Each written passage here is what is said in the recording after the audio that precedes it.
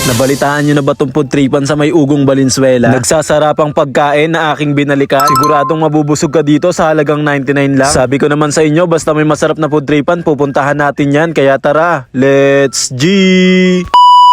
Ngayong araw, meron akong binalikan, masarap na food tripan kaya't aking binabalik-balikan. Dito nga lang pala yan sa may Andong's Kusina na matatagpuan sa may number 2133 La Mesa Street, corner kay Grande Street, Ugong, Valenzuela City. Nakita nyo yung 7-Eleven na yan, pasukin nyo yan hanggang sa makita nyo tong Andong's Kusina. Pagpasok nyo nga sa loob, mala probinsya ang datingan dahil maraming puno. Sobrang luwag at talagang namang malawak dito kaya namang kasyang-kasya ang mga sasakyan nyo at saka motor. Meron na sila mas pinaagang oras na open sila araw-araw 11 AM to 9 PM. Andong's Kusina, mura na, masarap pa. Syempre, hindi mawawala yung only rice, only soup at only gravy. Kaya naman, bago ako kumain at bago natin omsiman yan, eto nga pala yung menu at prices. Pakipost na lang para makita nyo na maayos. Solid na food tripan na naman ang ating binalikan dahil gravy pa lang ay ulam na. Kaya naman, samahan nyo akong omsiman mga nagsasarapang pagkain nila dito. Kabilang na nga lang tong bago nila na pakanto ni Andong. Meron din chicken inasal, kare bulalo, meron beef pares, sizzling Hungarian at sizzling T-bone. At syempre, hindi mawawala mga refreshing na drinks nila dito. Hindi malambot, hindi matigas, saktong-sakto lang itong T-bone sizzling nila mga kaomsi. Malasa yung karne at para sa akin nga ay talaga namang nasarapan ako. Chicken inasal na Bacolod style, talaga namang hindi matamis, pati yung chef neto ay taga Bacolod. Hindi kalakihan yung manok dahil hindi to frozen at talaga namang masarap, promise. Bago sa menu, itong pakanto ni Andong, hindi maalat yung kanton. Cook to order kaya mainit kapag sinerve sa inyo. Meron niyang kasamang crispy na pork. Pang bulalo naman yung karne na ginamit dito sa kare bulalo. Lasang-lasa mo pa rin yung pagkapinat ng kare-kare. At isa nga rin to sa paborito ko sa Andong's Kusina, yung kare-kare nila. Yung bagoong naman nila dito ay hindi matamis kaya saktong-sakto sa kare-kare nila. Manamis-namis at merong kakaibang lasa itong beef pares nila mga kaomsim. Bagay na bagay sa sarili nilang version ng fried rice. At huli sa tinikman namin, itong sizzling Hungarian, talaga namang solid at panalo rin yan. Sabayan mo pa ng mainit at anli nila na malinamnam na sabaw. Sabay follow up ng kape, talaga namang solid ang food tripan. Kapag naparami yung kain nyo at naumay kayo, meron sila tinda dito leche plan na siguradong pangpatanggal ng umay mga kaomsi. Kaya naman kung hindi ka pa nakakakain dito sa Andong's Kusina, try mo na dito. At kapag nakita mo maraming kumakain, medyo mag-adjust na lang tayo sa waiting time. At para naman sa ibang katanungan, order sa online, eto nga pala FB page nila, paki-PM na lang. Ayun, isa na namang masarap na food tripan ng aking binalikan dahil alam nyo naman, food trip at good vibes lang ang lagi nating dala. Kaya muli, ako nga pala to si Ka Omsim. Maraming salamat sa inyo guys. Bye!